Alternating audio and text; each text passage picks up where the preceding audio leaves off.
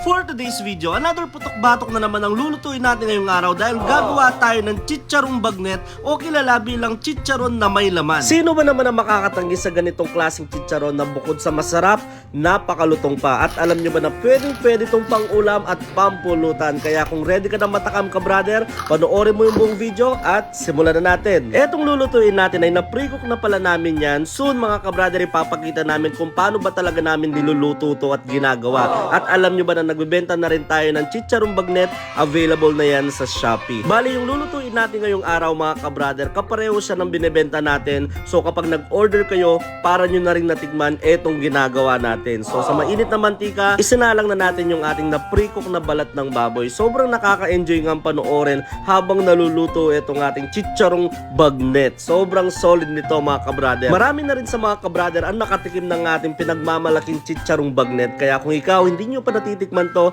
alam nyo na ang gagawin.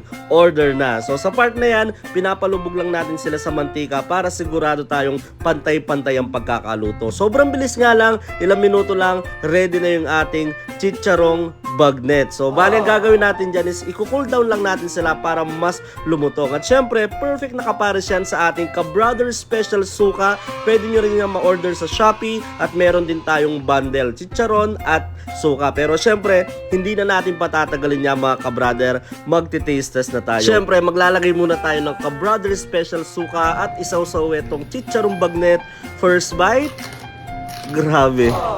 Sobrang lutong. Hindi ito yung normal na chicharon na puro bula lang. Kapag kinagat nyo siya mga ka-brother, sumasabog yung linamnam dahil nga dun sa taba at laman na nakadikit dun sa balat. Sobrang sarap, napahigop ako ng ka-brothers special suka. Sobrang solid nito. Kung uulamin nga to mga ka-brother, perfect na perfect din. At lalo na, pwede rin tong pampulutan. At kung umabot ka nga pala sa part ng video to ka-brother, pag-i-comment naman kung tagasan ka para alam namin kung saan umabot yung video. At sa mga ka-brother nga pala na gustong matikman nitong ka-brother chicharong bagnet, order lang po kayo. Ilalagay namin yung link sa comment section para mas mapabilis yung pag-order. Pasensya na nga rin pala mga ka-brother kung medyo madalang na rin yung ating upload dahil nga ngayon marami tayong ginagawang produkto. Soon, matitikman nyo rin mga ka-brother. Pero huwag kayong mag-alala, bawi kami sa inyo. Pipilitin namin mag-upload pa rin araw-araw. At yan, balik tayo sa chicharong bagnet. Si ka-brother Jake na rin yung magti-taste test. Sa totoo lang, habang nag-voice over ako ngayon, talaga naman naglalaway din ako. Kaya pasensya na rin sa mga ka-brother na napanood tong video to